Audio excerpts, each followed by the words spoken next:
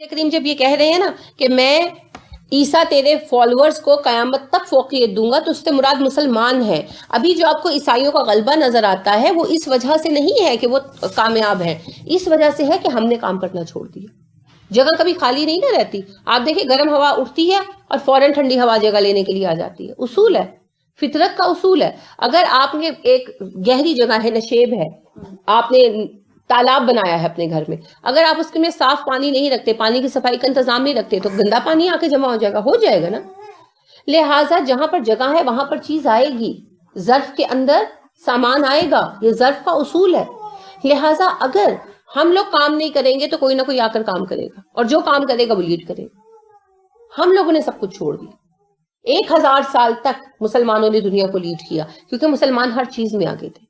اس وقت آج جیسے ہمارے بچے کوششیں کرتے ہیں نا کہ پیسے ہو جائیں، ہم یورپ جا کر پڑھ رہے ہیں، یا ہم امریکہ جا کر یا برطانیہ جا کر پڑھ رہے ہیں. اس دور میں وہاں کے بچے کوشش کرتے تھے کہ ہم مصر جا کر پڑھ رہے ہیں، یا ہم بغداد جا کر پڑھ رہے ہیں، یا ہم اندلس جا کر پڑھ رہے ہیں.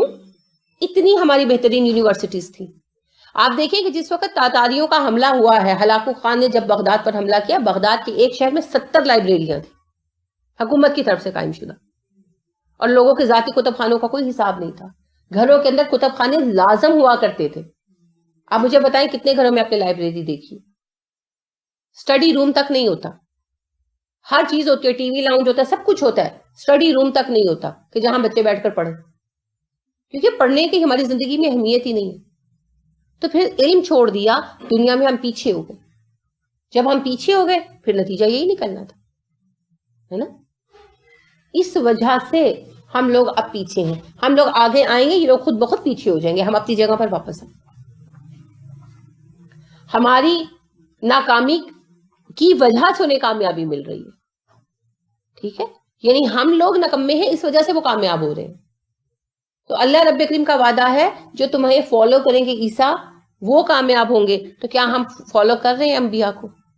نہ ہم دین پر ویسے عمل پیرا ہیں، نہ ہم یعنی کہ فرائض کے متعلق جو ہے ہم لوگ اپنی ذمہ داری ادا کرتے ہیں، نہ تبلیغ میں کر رہے ہیں، نہ ہم نے وہ معاشرت باقی رکھی ہے، نہ ہم نے وہ معیشت باقی رکھی ہے. جب ہم نے کوئی بھی چیز اسلام والی باقی نہیں رکھی تو آئی ڈی کارڈ دیکھ کر تو اللہ نے فیصلے نہیں نہ کرنے. اللہ نے تو کردار و عمل دیکھ کر فیصلہ کرنا. آپ نظر آئیں نہ آئیں، آپ کا کام تو نظر آنا چاہیے، لیکن ہمارا کام کہاں نظر آ رہا ہے؟ ہمیں بتانا پڑتا ہے ہم مسلمان ہیں، مسلمان کی کوئی شناخت باقی نہیں رہ گئی. تو جہاں جہاں کام ہو رہا ہے وہاں وہاں اللہ کی مدد بھی آ رہی ہے، ایسی بات نہیں ہے، ٹھیک ہے. تو اللہ رب کریم نے جو بات کہی، پہلی بات یہ ہے کہ وہ عیسائیوں کے متعلق نہیں بلکہ مسلمانوں کے متعلق ہے. اور دوسری بات یہ کہ آج پھر یہ جو غیر مسلم ہے وہ غالب کیوں ہیں؟ کیونکہ مسلمان کہیں نظر آئیں گے تو غالب ہوں گے نا. پہلے مسلمان بنے، غلبہ اللہ کا وعدہ ہے، اللہ دیں گے، ٹھیک ہے. ثم پھر الیہ میری طرف مرجعکم لوٹنا ہے تمہیں، فاحکموا تو میں فیصلہ کروں گا، بینکم تمہارے مابین، فیما ان معاملات میں، کنتم تم تھے، فیہ جن میں، تختلفون اختلاف رائے کرتے. پھر تم لوگوں کو میری ہی طرف واپس لوٹنا ہے. جب میری طرف واپس لوٹو گے تو میں ان معاملات میں فیصلہ کروں گا جن میں تم اختلاف رائے کرتے ہو. دین کے احکامات پہنچانے کے بعد بھی اختلاف رائے رہتا ہے، ٹھیک ہے. پہلی بات آپ کتاب کے تعلیمات پہنچائیں، یہ بہت ضروری ہے. جب آپ نے تعلیمات پہنچا دی دین کی، لوگوں کو قرآن اور سنت کی اصل تعلیمات دی، تو سب نہیں مان لیتے، ٹھیک ہے.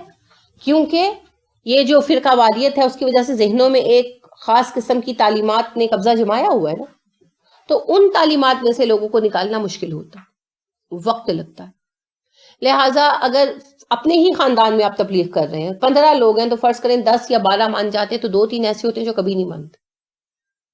پھر ان کو ان کے حال پہ چھوڑ دیں، پیغام دیتے رہیں مگر چھوڑ دیں.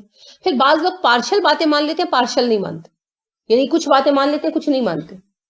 تو پھر ان لوگوں کو بھی ساتھ لے کر سب کو چلنا ہے، کیونکہ سفر تو کرنا ہے نا، سب کو ساتھ لے کر چلنا ہے.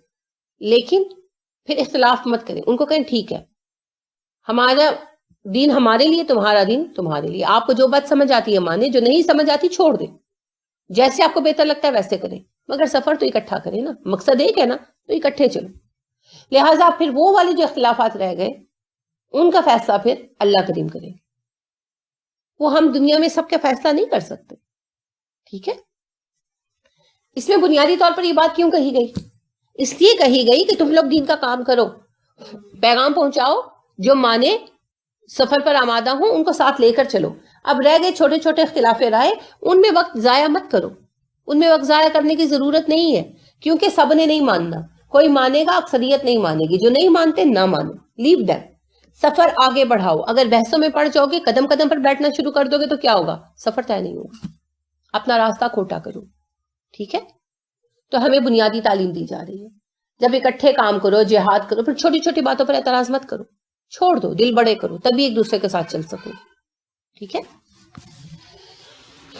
فَأَمَّا الَّذِينَ كَفَرُوا، تو رہے وہ لوگ جنہوں نے کفر کیا، فَأُعَذِّبُهُمْ، تو میں عذاب دوں گا. دیکھو فا کو آپ نے الگ کر دیا، حرف ہے، ہم کو الگ کر دیا، ضمیر ہے، تو باقی شکل کیا آئی؟ اعذب، میں عذاب دوں گا. ٹھیک ہے؟ میں عذاب دوں گا انہیں، عذاباً، عذاب، شدیداً، سخت. میں انہیں سخت عذاب دوں گا، فی دنیا، دنیا میں، والآخرتی، اور آخرت میں. ان کے لیے دنیا میں بھی عذاب شدید ہے اور آخرت میں بھی. آخرت کا تو سب کو پتا ہے نا، اور دنیا کا نظر نہیں آتا. بظاہر تو وہ لوگ اس وقت کامیاب ہیں اور پیک پر ہیں، لیکن حقیقت کیا ہے؟ حقیقت میں دیکھیں، پہلی بات تو یہ ہے کہ وہ لوگ کامیاب نہیں ہیں، انہیں بہت زیادہ مسائل کا سامنا ہے. ٹھیک؟ اور ان مسائل سے نمٹنے کے لیے ہی وہ اتنے ہاتھ پیر مارے، وہ جو ادھر حملے کر رہے ہیں ادھر حملے کر رہے ہیں. وہ کیوں کر رہے ہیں؟ انہیں دنیا بھر کے ذرائع چاہیے، کیونکہ انہوں نے جو زندگی کا ایک معیار بنا لیا ہے نا، اس معیار کو مینٹین کرنے کے لیے ان کے پاس ذرائع نہیں موجود رہے. پھر اس کے علاوہ ان کے اندر بھی اختلاف ہیں، اسی طرح کے مذہبی، وہ صرف ان کو اٹھاتے نہیں ہیں. ہمیں لگتا ہے کہ بس اختلاف ہمارے اندر ہی ہے. مذہبی اختلاف ان کے درمیان ہے، نسلی منافرت ان کے درمیان ہے، اس کے علاوہ تعصب جو علاقوں کا ہے وہ ان کے درمیان ہے. جنگوں کی وجہ سے اتنی جنگیں جو ہو رہی ہیں، آپ دیکھیں سعودیہ کتنا مالدار ملک ہے، ایک یمن جنگ نے ان کو کہاں پہنچایا.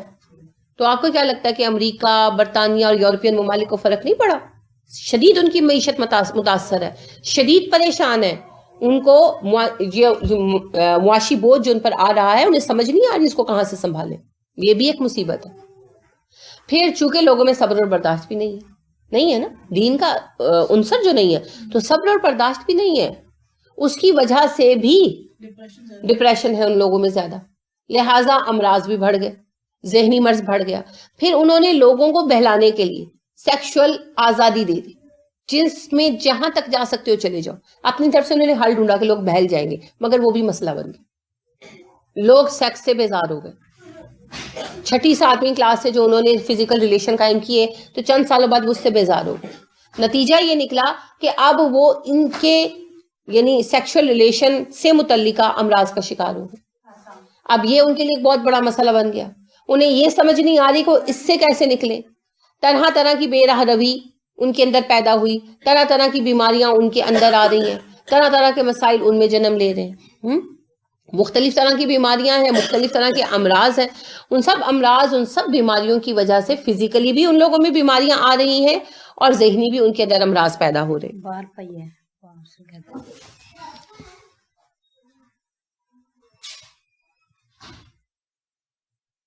تو جنسی بے راہ روی کی وجہ سے ان کے درمیان فزیکل بیماریاں بھی نئی پھوٹ رہی ہیں اور ذہنی امراض بھی بہت زیادہ جنم لے رہے ہیں. پھر اس کے علاوہ معاشرت بھی تو ختم ہو گئی نا ان کی. ان لوگوں نے اللہ کے نظام کے اگینسٹ ایک نظام قائم کرنے کی کوشش کی. تو جو معاشرت کو ایک اللہ نے گھر کے ذریعے سیکیور کیا ہے، انہوں نے گھر کو بھی ختم کیا. تو معاشرت بھی ختم ہو گئی ان کی. گھر ختم ہوا، گھر کا یونٹ ختم ہوا، بچوں کو وہ توجہ نہیں ملی. تو اس کی وجہ سے معاشرے کا جو ایک یونٹ ہوتا ہے نا، ایک اکائی ہوتی ہے، وہ بھی ختم ہو گئی. اس کے سبب سے ایک طرف تو گھروں کا اطمینان ختم